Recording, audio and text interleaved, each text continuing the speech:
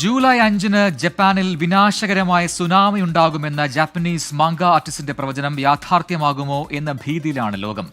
പ്രവചനം യാഥാർത്ഥ്യമാകുമെന്ന ഭയം മൂലം നിരവധി വിമാനയാത്രകൾ റദ്ദാക്കപ്പെട്ടിരിക്കുകയാണ്. തത്സുകിയുടെ പ്രവചനം മൂലം ജപ്പാന് $3.9 ബില്യൺ നഷ്ടമുണ്ടാകുമെന്നാണ് റിപ്പോർട്ടുകൾ.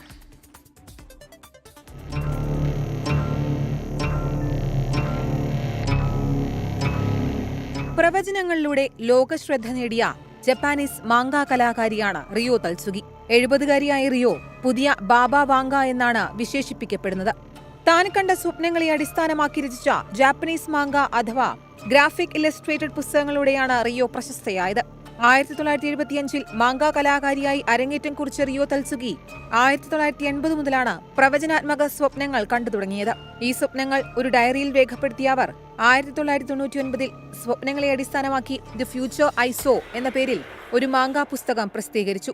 ആദ്യം ആരും പുസ്തകം ശ്രദ്ധിച്ചില്ലെങ്കിലും 2011-ലെ ജപ്പാനിലെ തോഹൂഗു ഭൂകമ്പവും സുനാമിയും കൃത്യമായി പ്രവചിച്ചതോടെ തത്സുഗി ലോകത്തിന്റെ ശ്രദ്ധാകേന്ദ്രമായി. 2021-ൽ പുസ്തകം പുനഃപ്രസിദ്ധീകരിച്ചപ്പോഴാണ് 2025 ജൂലൈ 5-ന് രാവിലെ 4:18-ന് ജപ്പാന്റെ തെക്കുഭാഗത്ത് ജപ്പാനും ഫിലിപ്പീൻസിനുമിടയിൽ സമുദ്രത്തിനടിയിൽ വലിയൊരു ഭൂകമ്പമുണ്ടാകുമെന്നും അത് 2011-ലെ സുനാമിയേക്കാൾ ഭീതിദയമായിരിക്കുമെന്നും തത്സുഗി പ്രവചിച്ചത്.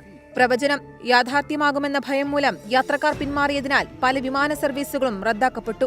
ഡയാന രാജകുമാരിയുടെയും റോക്ക് ഗായകൻ ഫ്രെഡി മെർക്കുറിയുടെയും കോബെ ഭൂകമ്പവും മരണങ്ങളും കോവിഡ്-19 മഹാമാരിയും തത്സുഗി പ്രവചിച്ചുവെന്ന് അവകാശവാദങ്ങളുണ്ട്.